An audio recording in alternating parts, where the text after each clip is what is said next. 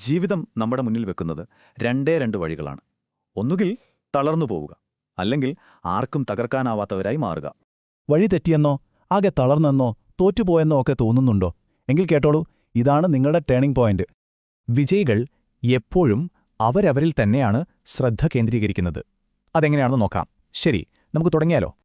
ഏതൊരു വലിയ മാറ്റവും തുടങ്ങുന്നത് നമ്മളെ തന്നെ മനസ്സിലാക്കുന്നതിൽ നിന്നാണ്. പക്ഷെ നമ്മളിൽ പലരും ജീവിക്കുന്നത് മറ്റുള്ളവരെ ഇംപ്രസ് ചെയ്യാനല്ലേ?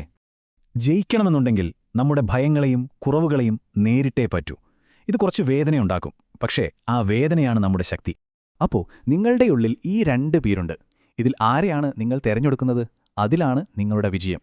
നിങ്ങൾ നിങ്ങൾക്ക് വില കൊടുക്കുമ്പോൾ ഈ ലോകം നിങ്ങൾക്കും വില തരും. അപ്പോൾ സെൽഫ് റെസ്പെക്റ്റ് ആണ് ആദ്യത്തെ സ്റ്റെപ്പ്.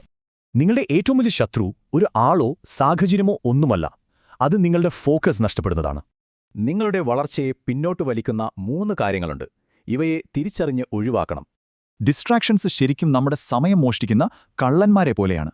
നിങ്ങളുടെ ഫോക്കസ് സംരക്ഷിക്കുക, ഭാവിയും സുരക്ഷിതമാകും. നിങ്ങൾ എന്തിലാണോ ശ്രദ്ധിക്കുന്നത്, നിങ്ങൾ അതായി മാറും. സ്വപ്നങ്ങളിലാണെങ്കിൽ മുന്നോട്ടു പോകും, മറ്റുള്ളവരിലാണെങ്കിൽ പിന്നോട്ടും. പലരുടെയും സ്വപ്നങ്ങൾ തകരുന്നത് മറ്റുള്ളവർ കാരണമൊന്നുമല്ല, മറിച്ച് നമ്മുടെ സ്വന്തം എക്സ്ക്യൂസുകൾ കൊണ്ടാണ്.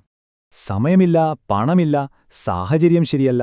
ഇതൊക്കെ കേൾക്കുമ്പോൾ ശരിയാണെന്ന് തോന്നും. പക്ഷെ ഇതൊക്കെ നമ്മളോട് തന്നെ പറയുന്ന കഥകളാണ്. ഓർക്കുക, ഓവർ തിങ്കിങ് നമ്മുടെ പേടി കൂട്ടുകയുള്ളൂ. എന്നാൽ ഒരൊറ്റ സ്റ്റെപ്പ് മുന്നോട്ട് വെച്ചാൽ ആ പേടി പമ്പ കടക്കും.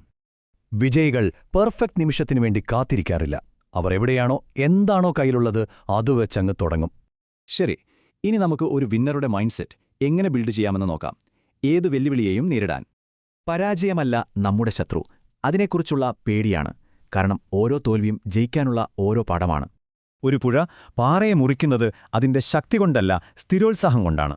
സ്ഥിരതയാണ് പ്രധാനം. നിങ്ങൾ നിങ്ങളോട് തന്നെ എന്തു പറയുന്നു എന്നതിലാണ് കാര്യം. ഞാൻ വീക്കാണ് എന്ന് പറഞ്ഞാൽ നിങ്ങൾ വീക്കാകും. ഞാൻ ജയിക്കും എന്ന് പറഞ്ഞാൽ വഴിയും തെളിയും. ഇനി നിങ്ങളുടെ ഊഴമാണ്. അറിവ് മാത്രം പോരല്ലോ, അത് ഉപയോഗിക്കുമ്പോഴാണ് ശക്തിയാവുന്നത്. വിജയത്തിലേക്കുള്ള വഴി നിങ്ങൾക്കിപ്പോഴറിയാം. അപ്പോ നിങ്ങളൊരു കവലയിലാണ്.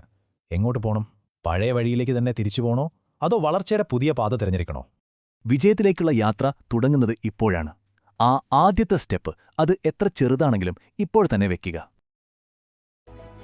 കൂടുതൽ വീഡിയോകൾ കാണാൻ ചാനൽ സബ്സ്ക്രൈബ് ചെയ്യാൻ മറക്കല്ലേ.